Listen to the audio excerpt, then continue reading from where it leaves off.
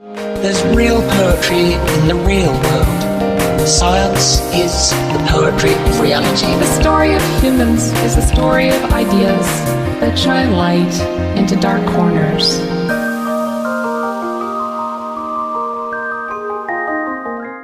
Tiffany Callahan, thank you very much for joining us here for the Happy Smart City podcast. Very interesting work that you're doing, especially at this particular time. Healthcare research is very critical. And for people like yourself who are highly quantitative and have a lot of research experience, you're sort of like the crown jewel of global society right now. So it's an absolute pleasure to have you. Thank you so much for having me. So your first question, Tiffany, is what value does your research provide to the economy? That's a great question. I think thinking broadly, molecular data in general are not available for most patients that we see in hospital settings. My work and my research really focuses on ways to try to enrich existing large-scale sources of electronic health record data with publicly available sources of biomedical knowledge, like biomedical ontologies or publicly available genomic data.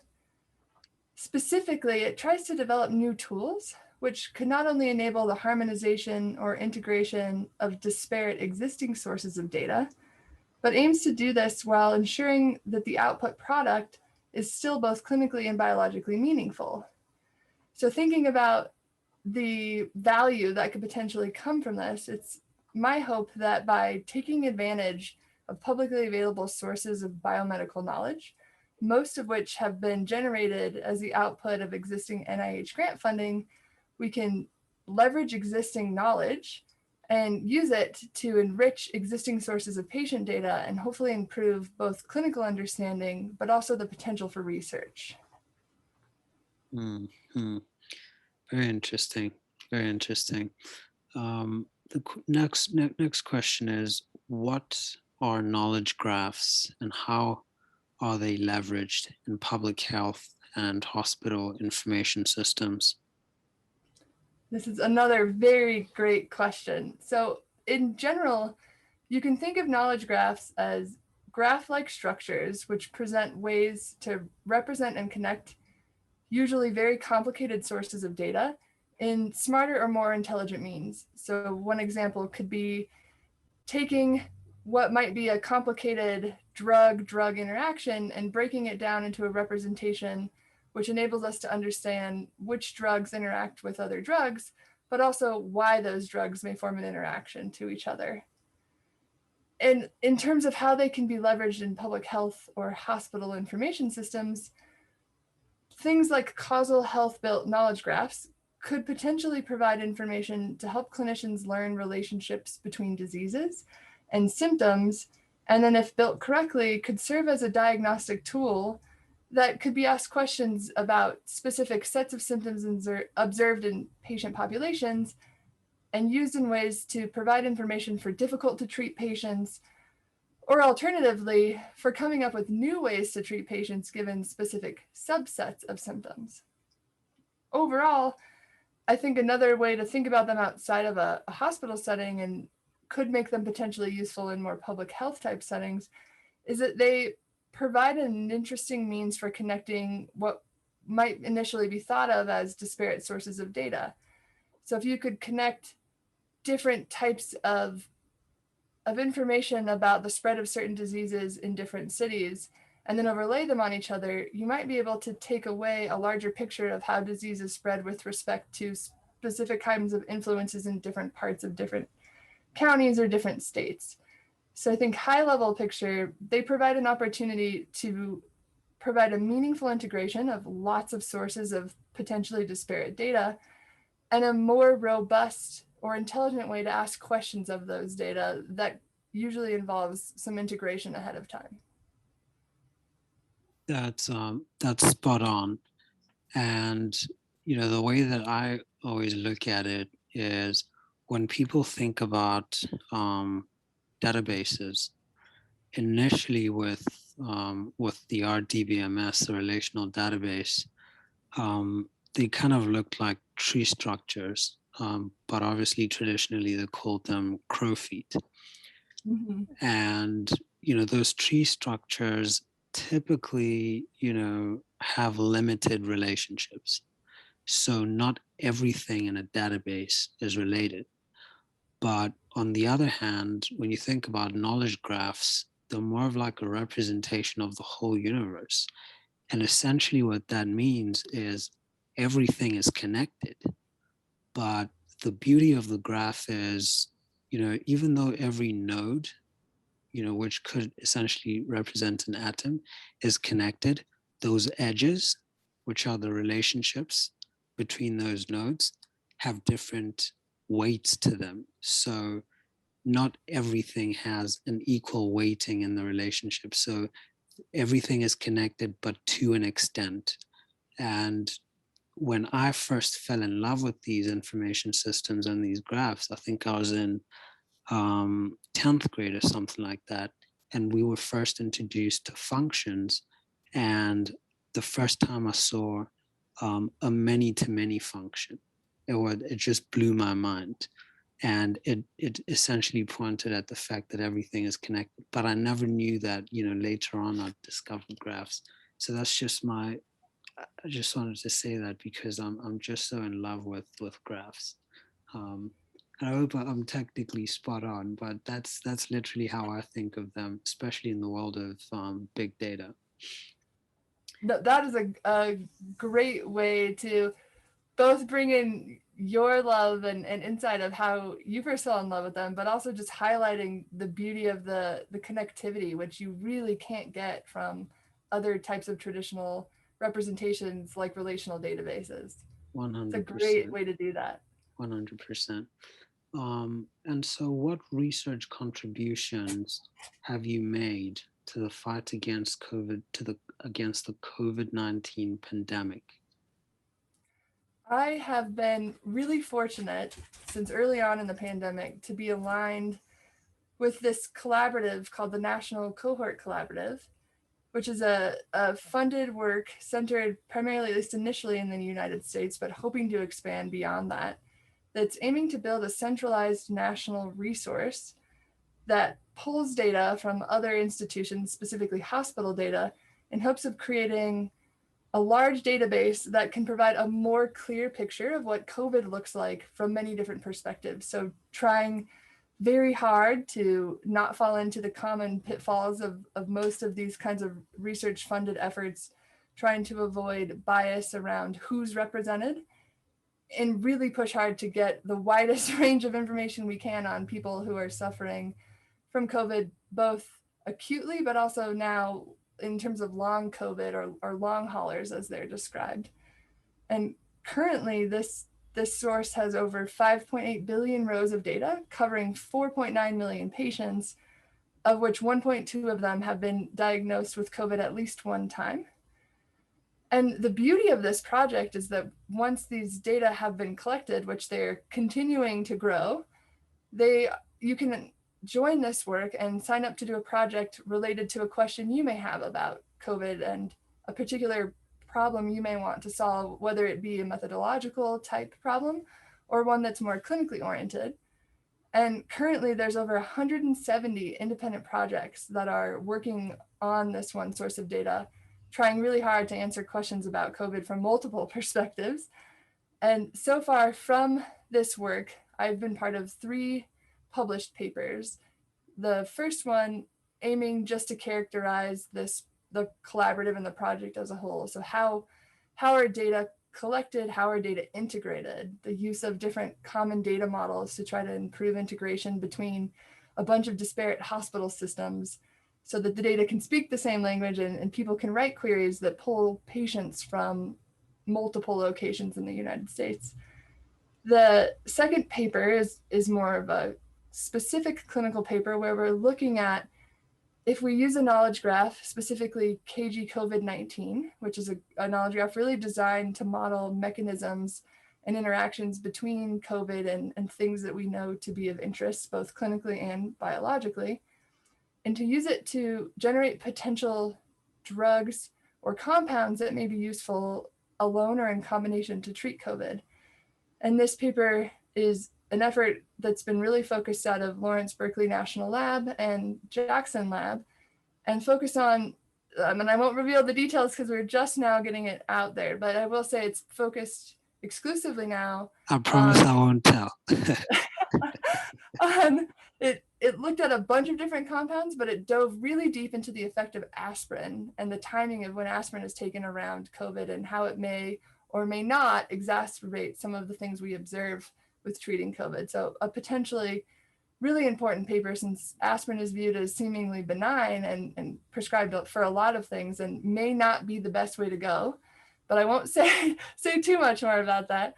And the last paper, which is one I'm really passionate about, is focusing on trying to understand and characterize long COVID. So now that we've had just over 16 months, plus or minus, depending on when you assume COVID started, to collect data on patients and their experience, we're finding that one of the most tricky things clinically is to understand who has symptoms that are long-term and what those symptoms are. And it's really tricky in that what's documented in the literature is a lot, for lack of a better way to say it. There are a lot of papers that have been published reporting many different kinds of symptoms and calling long COVID many different names. So the goal of our paper was to do a systematic literature review, but then to also take what we learned from the literature, map it to different biomedical ontologies like the human phenotype ontology, and try to create cohorts of patients that we can go back to the EHR and ask questions of what really are the symptoms that patients are experiencing long-term. How can we learn from this? Are there things we can do to intervene earlier to try to decrease the likelihood of experiencing these terrible symptoms long-term? And that work is still very much in progress, but something that I hope will provide some meaningful information and stand a chance at helping people who are these long COVID haulers to get some relief as soon as possible. Wow. And, when you talk about these massive data sets, I mean, so many opportunities for research come to my mind. And I'm just sort of curious, just as an additional, not so much a question, but just a point to get into if you can. I mean, what type of research are we looking at here? Is it, research on single cell? Is it research on tissue? Is it research on, the cybernetic component, or at least paradigm of the human being? Or is it everything? I mean, there's just so much to do. And I was just really fascinated about how fast, we were able to come up with, the COVID vaccine, which I think it just speaks to the advanced research that's going on. Absolutely. And that's a great question. And I probably missed an opportunity to say during my prior answer that this collaborative is open, completely open, and looking for collaborators. So if you are of interest, I highly recommend signing up. And to not downplay things, the initial effort is scoped pretty widely. And so I think the ultimate goal is to get to the point where we can leverage and take advantage of any resource related to COVID that might be useful to answering these questions. So both biological sources of data, things like patient sequencing and tissue from patients who have passed away from COVID, but also ones that have done really well in terms of recovering from COVID, as well as the long haulers. But currently the source that I think was at least initially the biggest challenge to deal with was getting access to electronic health record data from hospital systems. So that's been their initial focus. And while they've primarily been able to secure structured data from the electronic health record, so things like diagnosis codes and lab tests, which in and of themselves are valuable, I think the goal is to start expanding the internal review board permissions to bring things in like imaging data and fMRIs and CAT scans, and eventually, as the biobanks grow larger, also sequencing information should it become available. So I think whereas the vast majority of the data available now is clinical and from the hospital record, they are absolutely open and hoping to expand that data to include really whatever resources are needed to answer the questions that are the most difficult at this point. And of course, for the purpose of this public discussion, all anonymized data. So that's the beauty of this work, is it's made every institution who wants to participate can essentially have their own say in how much or what level, if you will, of de-identification they prefer. So data can be, there's synthetic data available, which is at least patterns are learned from an initial real clinical data, but the data itself is not based on real patients. And then you can get data on real patients that goes from very de-identified to very little de-identification, depending on the question you want to answer. And if you can justify that you need data that isn't de-identified. So if your project needs data that is identifiable, maybe because you want to join different kinds of data together that aren't already joined together, like genomic data. But you could also get data that's very scrubbed. If you have more of a infrastructure level type question that doesn't need to know exactly where people are from or minute details about dates and things like that. Yeah, especially when you're dealing with large clusters, you're really not caring about the details. Yeah, and the ability to both let your institution govern what they're willing to allow shared, but also I like that they are ultimately protecting the interests of the patients. If you can't justify needing data that is full of PHI, you shouldn't have access to it. So really making people justify what they need and why they need it. And then if they can do that, making that available to them. Fantastic. So the next question is, in your opinion, why is data unification important? And what APIs do you think make a good hospital information system?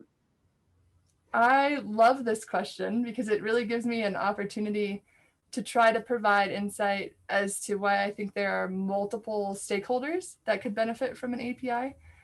So trying to get to that part of the question quickly, I will say data unification, if we think about it broadly as the ability to take seemingly disparate data sources and bring them together for a multitude of meanings, whether it be data quality or enabling a wider ability to ask questions of the data, I think is a fundamentally important task. And coming from the data science perspective or bringing in my computational biology background, I don't think there are any projects I do that doesn't first have a fundamental aspect of data unification involved in it. Most interesting questions require bringing in multiple sources of data to answer them. And especially if you're trying to do something that's clinically meaningful, you probably need multiple sources of data just to ensure that you're doing something that you can interpret at the end of the day. But in terms of APIs, I think they are, and I will say they've probably been openly recognized now, at least by some government type systems like ONC, as a vital part of ensuring that in the future, we can provide more seamlessly coordinated care. So they are seen as fundamental ways to ensure integration between systems, if you will. And I think, not that you asked directly, but I think it's important to note when we say that they're important for seamlessly coordinated care, what do we mean by that? And I think in terms of thinking about hospital information systems, there's really two types of groups that you're aiming to satisfy with APIs. And largely they are things like data providers and data users. So data providers could be hospitals really, and hospital staff whose function is to make data able to be sent to other systems and coordinated between them. And so making sure, or APIs are important for these types of users in particular because they can help ensure that data is transferred in a meaningful way, but then enable things like verifying data quality that may only be able to be verified when multiple sources of data are integrated. But it also ensures things like interoperability between hospitals or between sites within a specific hospital.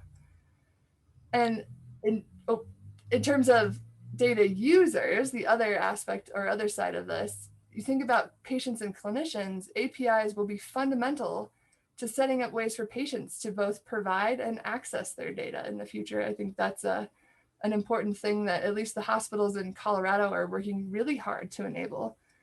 And for clinicians, if we could do a better job of setting these systems up from the beginning, I think you'd see improved care and improved accurate care, because clinicians would have the ability to more quickly and more securely access patient data, and from that be able to know better ahead of time who they're seeing, why they're seeing this patient, and have a clear way of representing why they're doing the things they do. And hopefully, if patients, again, can engage with these systems, have a clear picture of who patients have seen along their clinical odyssey. And hopefully not many of them are having odysseys, but it's those patients that need these kinds of things the most. I mean, obviously you're flawless and spot on here. And as you speak, I'm just thinking of, the reason why we need a lot of digitization is because with, digitizing the whole economy, to the furthest extent that we can, is something that is so fundamental. I don't want to go on a tangent here, but if you think about the Kardashev scale and the civilization types, I think we're like out of 4 civilization types, or at least advanced, technologically advanced levels of the human species, we are 0.8. We're not even on the 0.1 scale. But as far as APIs are concerned, one thing that I think countries like China, do very well on is a cashless society. A cashless society is one of the most critical things in any economy, because solving big healthcare problems, I mean, just even the healthcare budget of a nation has a lot to do with a cashless economy. And here's a simple API use case. If a person pays electronically or digitally, the information is kept somewhere on the cloud, and we can track their eating habits. And those eating habits, all of the stuff that they're buying, can relate to all of the non-communicable diseases that they are prone to, or at least some things may be dormant somewhere in their bodies. But if they can go for regular checkups, they can sort of get new insights and signals to say, hey, there's a chemical you're taking, and it typically turns into this type of disease over time, or a certain class of chemicals that you're taking through your food. Be careful. But if we cannot, create that link, that critical link of input into the body, which is essentially the point of sale, then we're losing a lot, with the physical money. And I could give you so many examples, not just, the burden of healthcare on government expenditure, which is actually one of the biggest ones. And I think in the US, the budget for healthcare now, I think, was over $1 trillion. So go figure, And so from a data research perspective, how is pediatric health different?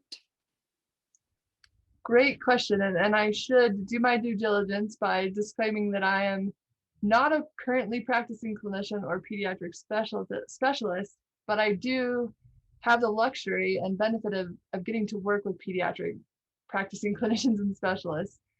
And I think one thing you'll often hear when you first begin working with a pediatric clinical expert, you'll hear them state things like, children are not just small adults, that the healthcare that we provide has to be substantially different from adults, not just because of this fact alone, but starting from this fact alone.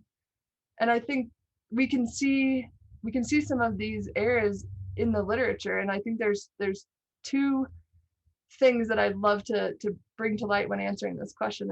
And one is, there was a systematic review that was aiming to look at, from the published clinical literature, can we see any immediately important patterns that we could use to let us know how we're doing in terms of pediatric care versus adult care. And really what they found is that in general, there are simply more research done on adults. There's more randomized clinical trials. There are few on adults. There are fewer cross-sectional studies and observational studies on children. And the purpose of these studies also varies really widely. And the largest focus, which I might admit out loud is the most frightening, is therapeutics. So we know that the majority of medications that are used with pediatrics are initially drawn from adult populations. And this is frightening in the fact that most of these medications we know will significantly differ for children, just based on things like developmental physiology, disease pathophysiology, and developmental pharmacokinetics. Sorry, it's a tricky word.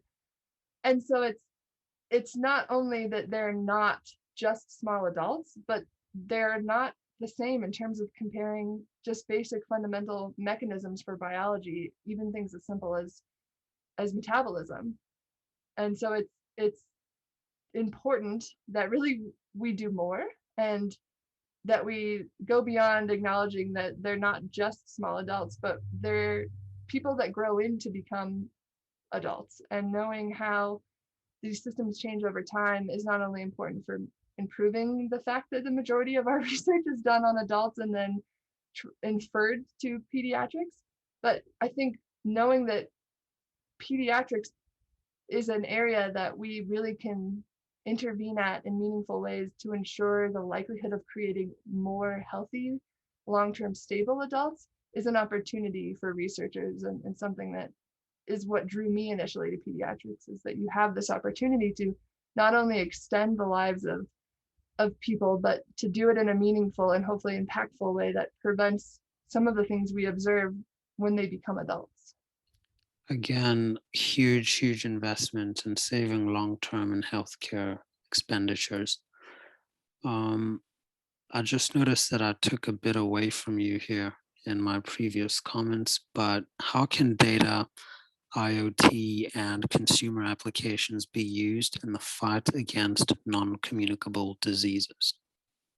Great question. And I may counter and say, I think you actually set up this question quite nicely with your prior comments, in just setting the stage for the fact that I think better leverage of IoT technology can really help us improve the health of chronic conditions by just really providing opportunities to get more insight into the evolution of these types of diseases over time, as well as more specific things like when can we leverage patterns of personal behavior to improve our understanding of more clinically specific outcomes, and doing that in a way that both can be motivating to a patient to maybe improve health-related behaviors over time, but to give people more specific insight into how their individual behaviors contribute to their clinical outcomes. I think including people, making people more involved in their treatment by putting them in the driver's seat, by giving them the tools that they need to understand how action A contributes to outcome B, is probably the most valuable thing in terms of health intervention that we can do. And doing it in a gamified way or an engaging way is really just icing on the cake if you can get people invested in understanding how their behavior affects their outcome, and wherever possible, give that control back into improving their long-term outcome. You know, again, as you speak, something comes to mind here. I had a picture of a man in a smart home where with cameras inside the house, and these cameras sort of pick up his behavior and then, you know, determine certain things that he did to cause him anxiety. So imagine, you know, your cameras could say, hey, there's something you did at 11:30 midday, and that's probably what caused the anxiety that you had in the evening or something like that. I'm just thinking of just that simple use case of how IoT can fight against anxiety and mental health, that kind of thing, but certainly not non-communicable diseases. And what major points can you share about GDPR as it relates to healthcare services? By the way, I'm so clueless in so many levels, and please do share, because I think this one goes a long way, not just for the listeners, but for me as well. I've never really had the time to delve into data privacy and the new laws.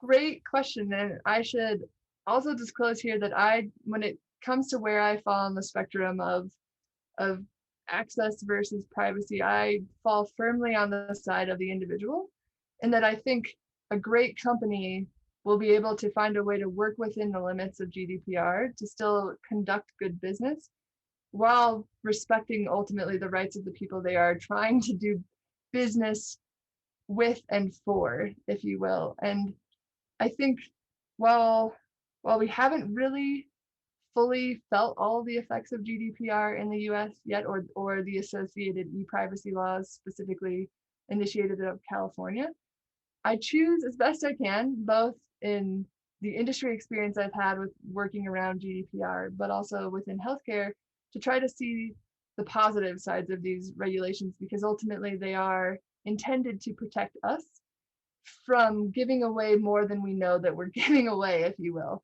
So in a nutshell, I think what you could see positively in terms of the effect on healthcare is a few things. I think it can be an opportunity to improve trust between patients and hospital systems. So if hospitals are forced to do things like report data breaches within a certain amount of time to people whose data was affected, if they are forced to give you the chance to say, well, I was initially comfortable with sharing my data, but I'm not now, and I want you to not use it for anything. If you can set up these scenarios where people believe that you're respecting their use, while also educating people in the way that hospitals use your data and the limits around that, you set up this great potential to build a system of trust where people may be more likely to share wider sources of data about themselves. So linking some of your prior questions, imagine a world where we have really solid APIs that give clinicians access to patients' data, but patients then have the opportunity to not only say, oh, I had this specialist appointment when I was out of town for this dermatology related thing, and here's all of the Fitbit data from my trip to California. I think if we can both make it possible to store those kinds of data, and people can trust that their data are being stored securely and that they know exactly how that data is being used, you set the potential to do some really valuable types of work, both clinically, but also in terms of research, to start connecting some of those dots, like you mentioned, that we don't currently connect in the US, and do it in a safer, trustworthy way. I think the potential of GDPR sort of making us start over in terms of how we set the stage for a safe transaction between, here's my data, what are you going to do with it, and oh, I was initially okay with you doing this, but I'm not anymore, is a great potential thing for both research and clinical impact. And I just hope that we can do it in the right way to maintain this trust, because I think that's the only way going forward we can ever really do precision medicine. And this is a paradigm that's very great point, because it reminded me of something. This is a paradigm that is certainly emerging. I had a call with a gentleman who will be joining us, I think, mid-May for a podcast interview. And he's one of the most respected guys in the luxury economy in the US and perhaps Western Europe. And he's helping a team, I think he sits on the board, new company that's looking to do consumer actuated data transactions. But it's not just that, just allowing them to share that data, but also to earn from the data that they share with the corporations. So earning doesn't necessarily translate to dollars in your bank account, but it could be gift cards of certain, alliances of different companies that, subscribe to that program. And I think I saw another, sort of video circulating on LinkedIn actually, where a group in London is doing the same thing, but theirs is so good because it's actually a search engine. So imagine a search engine that obviously tracks everything. It's got cookies, everything. But whenever a corporation wants to use your web data or behavior, it consults with you, and there's a price in most cases or some type of rewards program. So that is certainly an emerging paradigm, and I really think that it'll just transform the whole game.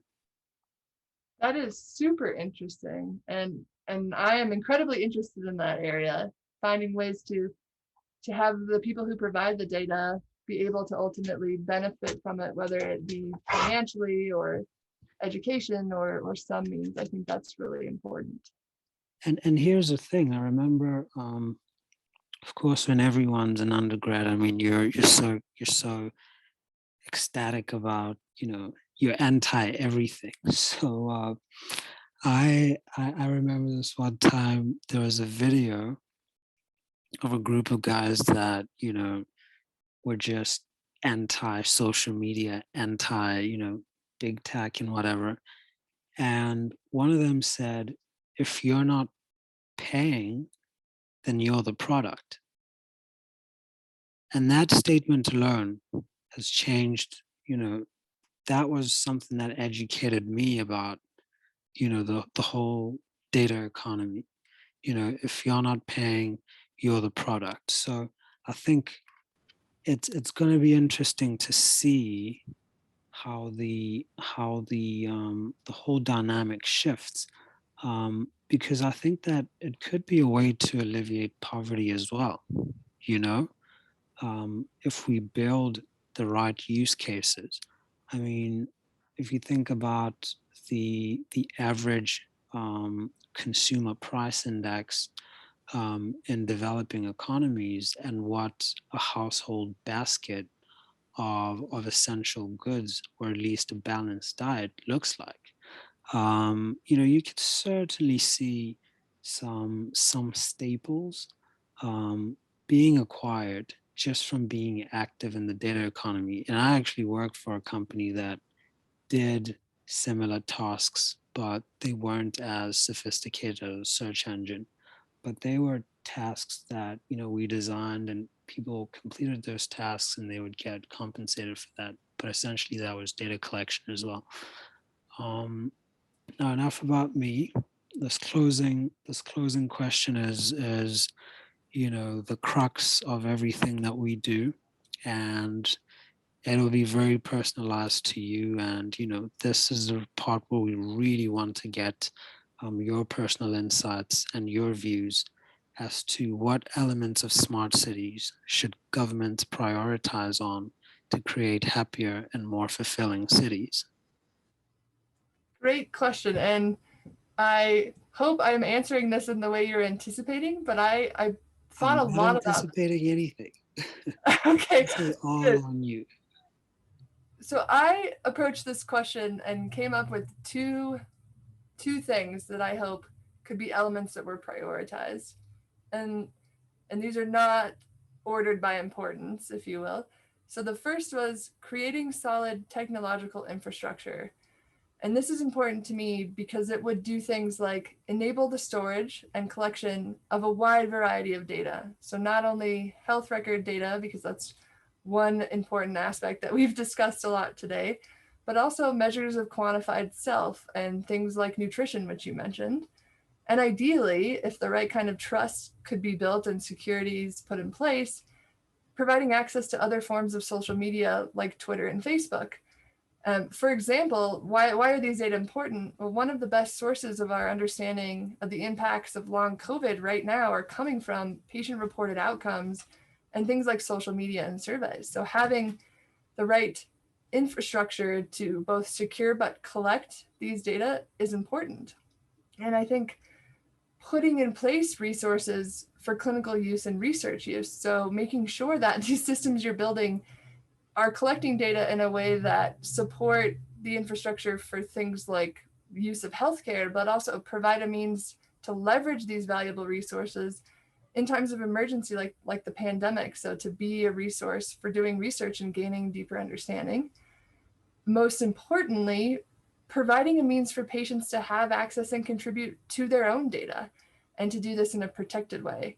And I think this really goes back to your initial question of, we need a system that's ultimately, and maybe they're not APIs in the future, but right now built on APIs. So ways to handle and package different kinds of data that's both safe, protected, but also meaningful when they get to their destination.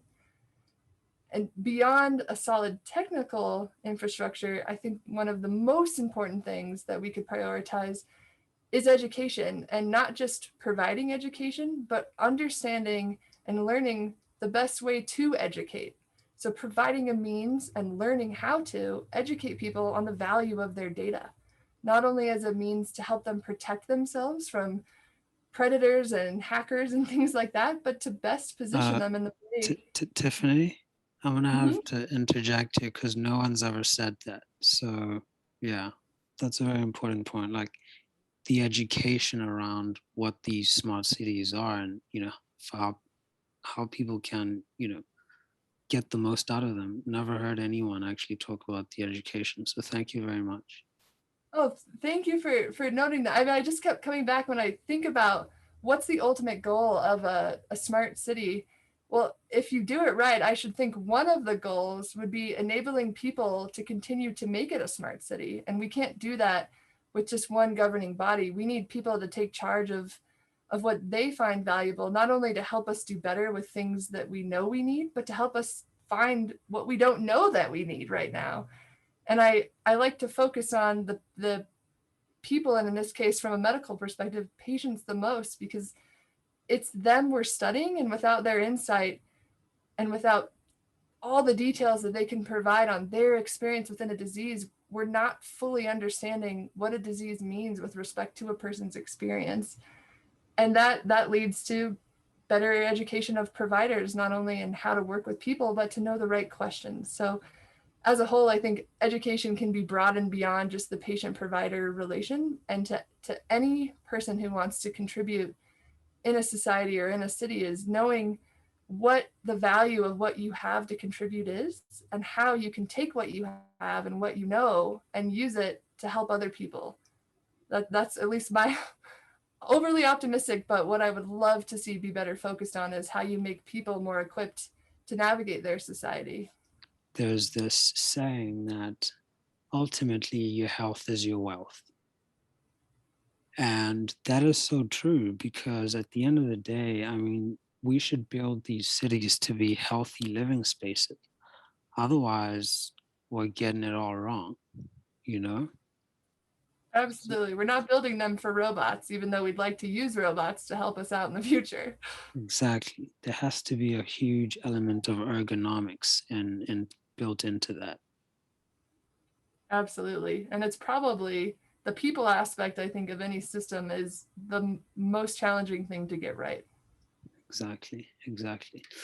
Well, Tiffany, I would just like to say huge thank you for joining us here. I know you're very busy. This is a very challenging time for you, but we just had to do this. So thank you very much. Thank you so much. I've also been incredibly looking forward to this, but also incredibly honored to be asked to participate. I'm very appreciative and really enjoyed this experience. There's real poetry in the real world. Science is the poetry of reality. The story of humans is the story of ideas that shine light into dark corners.